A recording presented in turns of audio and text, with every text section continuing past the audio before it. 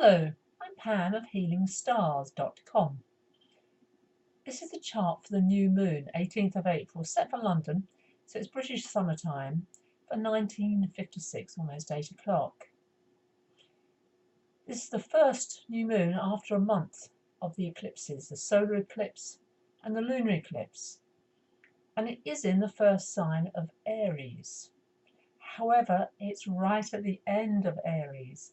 Here's the sun, 28 degrees, 25 minutes, joining the moon, 28:25. We're in the dark phase of the moon. Moon disappears every new moon, about 3 days. And it's a time of reflection, it's a time of inner work.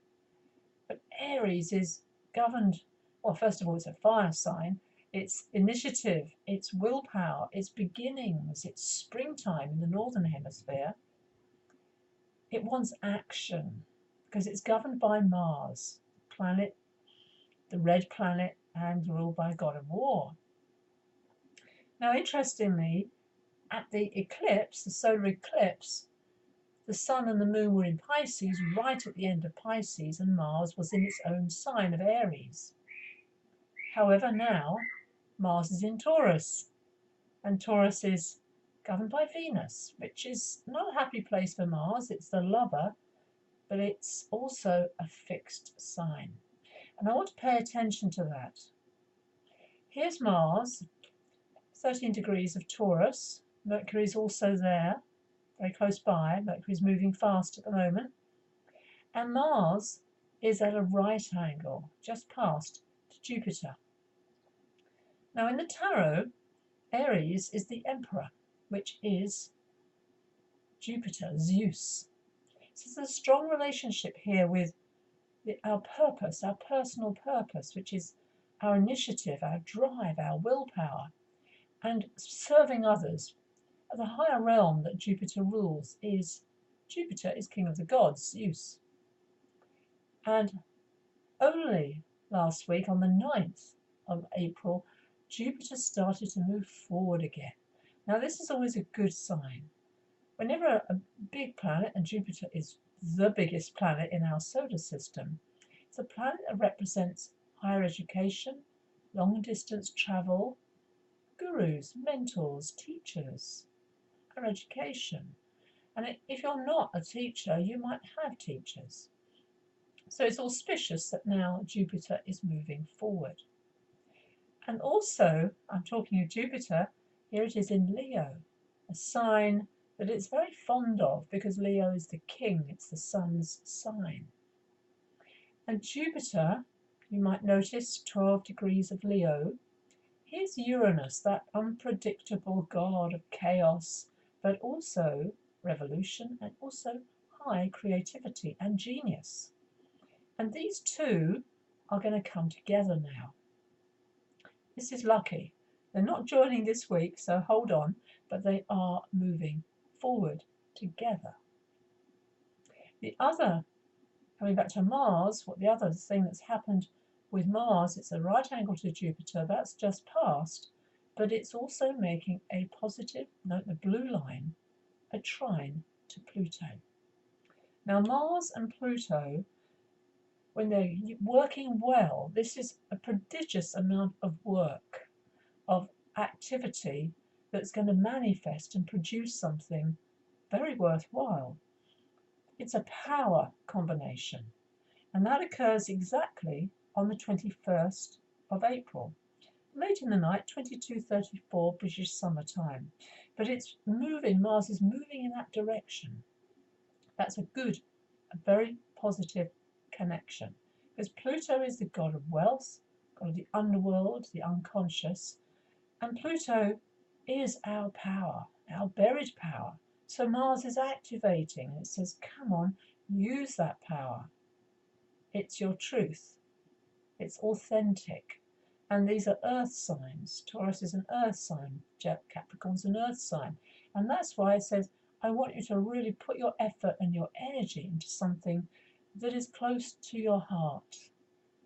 What you really love, what you desire. I'm talking, of course, because Taurus is governed by Venus. The sun itself is moving into Taurus on the 20th, on Monday, at 10:41 British Summer Time, again early morning, and that starts a whole new lunar month where we're in the beautiful energy of the goddess, because that's what Taurus represents. That chart, I'll move forward just a little bit just to give you some idea. But here we have it. Here's the sun. Once we get into Taurus, the focus shifts from the Martian energy to Venus's energy. Now, Venus last week on the 12th moved into Gemini, and Gemini is the youth. Gemini asks questions. Venus in Gemini is very flirtatious. She's young, she's intuitive in the sense of springtime energy is good. It's Gemini, it's rushing about. It has many facets, Gemini, because it's a mercurial energy. And interesting, at this time of the sun's ingress into Taurus, Mercury is in Venus's sign, Venus is in Mercury's sign. They are exchanging not only a lovely aspect between the two of them, they're virtually 30 degrees apart, but they are exchanging signs. Therefore, creativity, love, nature, Taurus energy, earth energy is also being stimulated by communication, finding out new things, exploring, experimenting. All of this is very, very potent this week. Notice Mercury is also about to move into a trine with Pluto. That is another auspicious, positive relationship. Mercury is Hermes, the god, the only god in the Greek mythology that can go in and out of the underworld at will. None of the other gods can do this. And it's the therapist, it's our inner guide. And I want you to be thinking of that as the week progresses. That actually goes, if I move my little cursor, I move up until Wednesday. That's when that's exact. And that's a very positive day, because we've got not just Mercury, Mars connecting with Pluto, this power that we have within us, but notice Venus starts connecting. All the blue lines are positive with Jupiter itself. I see this week as very much the Aries energy of new initiatives, creative energy, recognizing our true power that lies within us all, and doing something with it. By the 23rd, Mercury and Mars have joined. And that is without a doubt saying, yeah, get on with it, do it now, that's the time.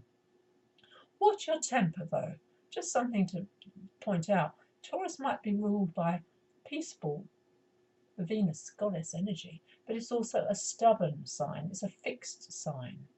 As Jupiter's in Leo, Taurus is fixed, the same with Leo, Scorpio is the other one, Aquarius fourth.